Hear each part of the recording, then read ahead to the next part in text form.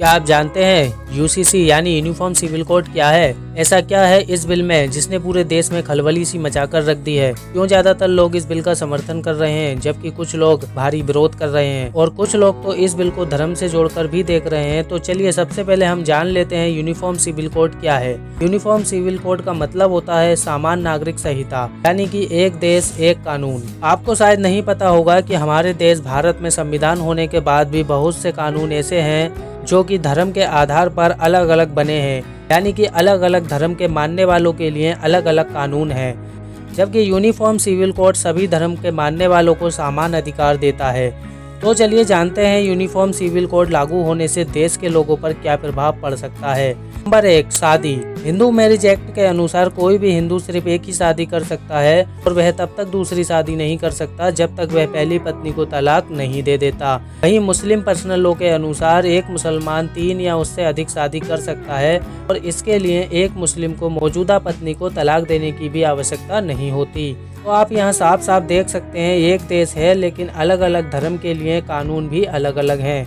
Number 2 पर आता है तलाक। अगर किसी हिंदू कपल को तलाक देना होता है तो दोनों की सहमति से कोर्ट द्वारा तलाक ले लिया जाता है। वहीं अगर किसी मुस्लिम व्यक्ति को तलाक लेना होता है तो बिना महिला की सहमति के 3 बार तलाक बोलकर महिला को तलाक दे दिया जाता था, लेकिन ये प्रथा ट्रिपल तलाक बिल लाकर सरकार ने पहले ही रोक दी है। नंबर 3 है धार्मिक शिक्षा। मौजूदा कानून में कुछ धर्मों को खुलकर अपने धर्म की शिक्षा देने का अधिकार है और कुछ धर्म के लोगों को नहीं, जबकि यूसीसी के द्वारा यहाँ भी लोगों को समान अधिकार मिलेगा।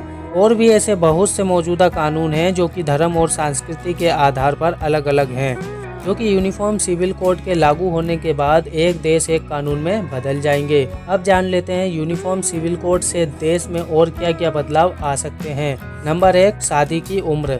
आज भी हमारे देश में अलग अलग समुदाय में अलग अलग एज में लड़के या लड़की की शादी कर दी जाती है, लेकिन यूसीसी के द्वारा पूरे देश में लड़के या लड़की की मिनिमम एज तय की जा सकती है जिसे हर समुदाय के लोगों को माननी होगी। नेक्स्ट आता है संपत्ति। अभी तक हमारे देश में ये प्रावधान है कि लड़कों के मुकाबले लड़की को माँ बाप की प्रॉपर्टी में बराबर का हिस्सा नहीं दिया जाता है, लेकिन यूनिफॉर्म सिविल कोड में यह प्रावधान हो सकता है कि लड़का हो या लड़की माता पिता की प्रॉपर्टी पर सबका बराबर का हिस्सा होगा। अब आते हैं माँ बाप पर।